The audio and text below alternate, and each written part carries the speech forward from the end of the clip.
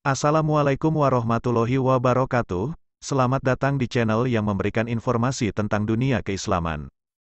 Sejarah berdirinya dinasti Mamluk. Kata Mamluk berarti budak atau hamba, yang dibeli dan dididik dengan sengaja, agar menjadi tentara dan pegawai pemerintah. Seorang Mamluk berasal dari ibu bapak yang merdeka, bukan budak atau hamba. Ini berbeda dengan abid atau amat yang berarti hamba sahaya, yang dilahirkan oleh ibu bapak yang juga berstatus hamba sahaya, dan kemudian dijual. Perbedaan lain adalah Mamluk berkulit putih, sedangkan abid berkulit hitam.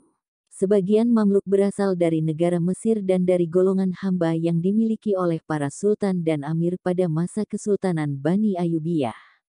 Mamluk pada saat dinasti Ayyubiyah berkuasa, berasal dari Asia Kecil, Persia atau Iran, Turkistan, dan Asia Tengah atau Transoksiana. Mereka terdiri atas suku-suku bangsa Turki, Serakius, Sum, Rusia, Kurdi, dan bagian kecil dari bangsa Eropa. Mamluk Sultan yang berkuasa merupakan gabungan para Mamluk Sultan-Sultan sebelumnya, yakni Mamluk para amir yang disingkirkan atau meninggal dunia.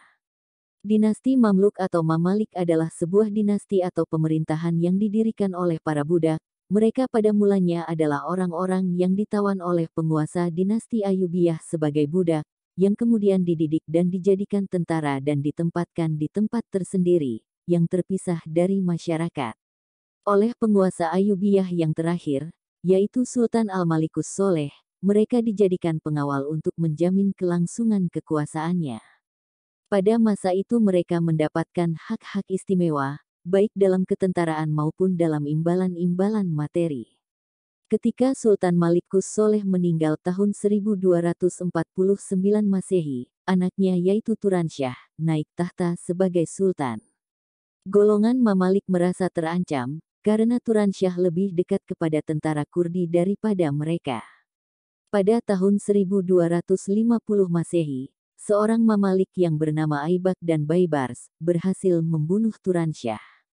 Istri Turansyah yaitu Sajardur, seorang yang juga berasal dari kalangan Mamalik atau budak, berusaha mengambil kendali pemerintahan sesuai dengan kesepakatan dengan golongan Mamalik saat itu.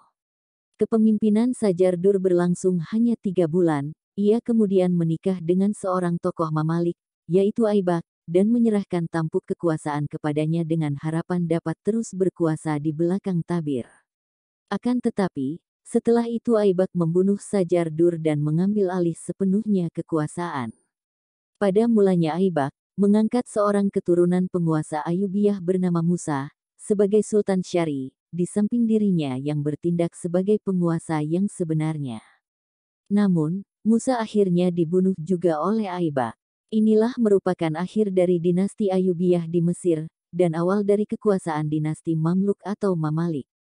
Demikianlah sejarah awal berdirinya dinasti Mamluk atau Mamalik yang penuh dengan intrik bahkan pembunuhan. Semoga kita dapat mengambil hikmah dari kisah ini.